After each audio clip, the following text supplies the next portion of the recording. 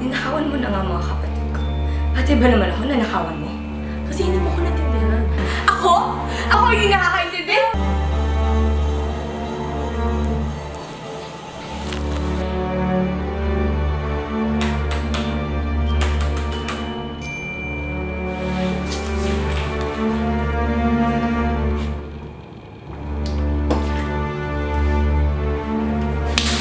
Lahat na lang ba kukunin mo sa akin, ha? Lahat ng pinaghirapan ko?